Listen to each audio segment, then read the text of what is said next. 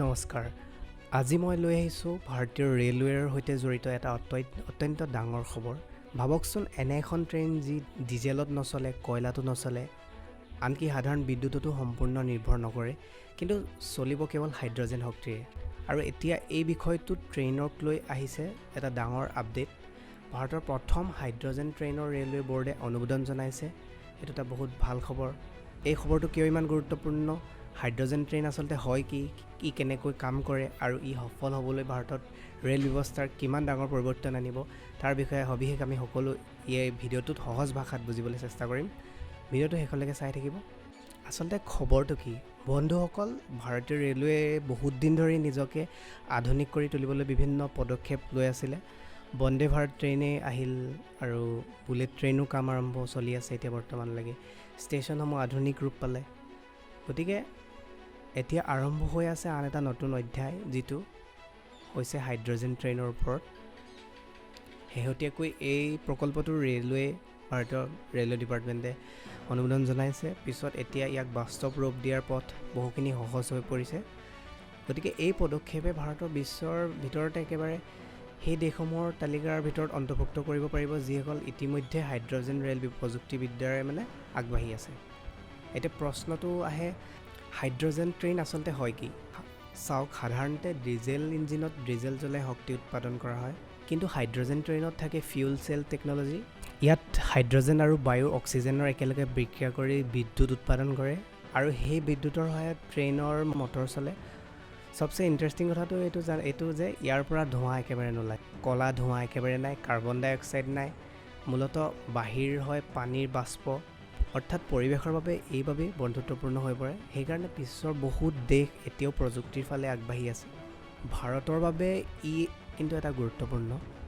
এতিয়া কথাটো হ'ল যে ভাৰতৰ বাবে ই ইমান ডাঙৰ বিষয় কিয়? বন্ধুসকল, ভাৰতীয় ৰেলৱে পৃথিৱীৰ অন্যতম বৃহৎ নেটৱৰ্ক। প্ৰতিদিনে কোটি কোটি মানুহে ট্ৰেইনত ইয়াত যাত্ৰা কৰে। এতিয়াও বহু ডিজেল ইঞ্জিন ব্যৱহাৰ কৰা হয়। ডিজেল মানে কি? বেছি খৰচ হয়, বেছি প্ৰদূষণ হয়, বেছি কাৰ্বন ডাই অক্সাইডটো ওলায়।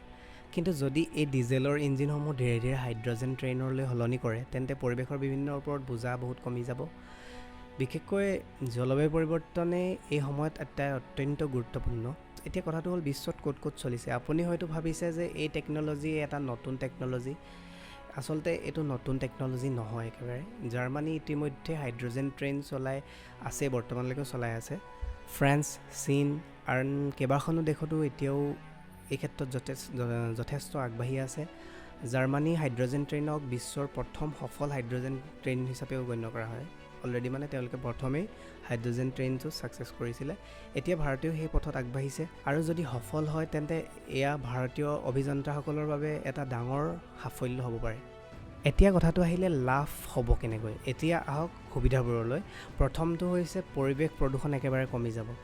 দ্বিতীয় লাভ, ডিজেলৰ ওপৰত আমাৰ নিৰ্ভৰশীলতাত কমিব একেবাৰে, আৰু কাৰ্বন ডাই অক্সাইড যথেষ্ট পৰিমাণে হ্ৰাস পাব ওলোৱাৰ পৰা। চতুৰ্থটো, শব্দৰ তুলনামূলকভাৱে কম হ'ব, কাৰণ নৰ্মেল ট্ৰেইনখনত আপোনাৰ বহুত চাউণ্ড আহি যায়, গতিকে ইয়াৰ চাউণ্ডটো কমিব। আৰু পঞ্চম লাভটো হৈছে ভাৰতৰ গ্ৰীণ এনাৰ্জি ছেক্টৰত অধিক শক্তিশালী দেশ হিচাপে ভাৰতো পৰিচিত হ'ব। অৰ্থাৎ এইটো কেৱল এখন নতুন ট্ৰেইন নহয়, এইটো ভৱিষ্যতৰ শক্তি ব্যৱস্থাক এটা ডাঙৰ পৰীক্ষাও হয়। এতিয়া আমি আলোচনা কৰিম প্ৰত্যাহ্বানবোৰ। অৱশ্যে সকলো কথা সহজো নহয়, কাৰণ হাইড্ৰজেন উৎপাদন একেবাৰে সহজ নহয়। ইয়াক সংৰক্ষণটো কৰিবলৈ বিশেষ ব্যৱস্থাও গ্ৰহণ কৰিব লাগিব। সুৰক্ষাৰ ক্ষেত্ৰতো বহুত নিয়ম মানিব লাগিব। তাৰোপৰি হাইড্ৰজেন ভৰ্তি কৰা ষ্টেচন স্থাপনো কৰিব লাগিব।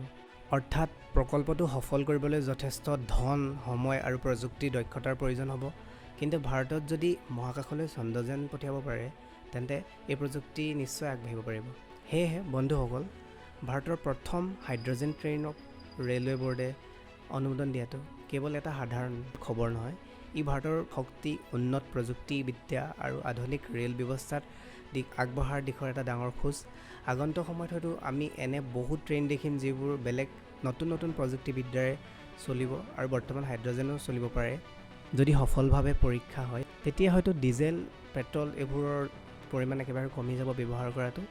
এই বিষয়টো সম্পৰ্কে আপোনাৰ মতামত কি? কমেণ্ট বক্সত জনাব। আপুনি ভাবেনে হাইড্ৰজেন ট্ৰেইন ভাৰতত সফল হ'ব? ভিডিঅ' যদি ভাল লাগিলে লাইক কৰক, শ্বেয়াৰ কৰক, যদি ভাল লাগিলে চেনেলটো ছাবস্ক্ৰাইব কৰি ৰাখক। মই পুনৰ আহিম আন এটা নতুন ভিডিঅ'লৈ। ধন্যবাদ।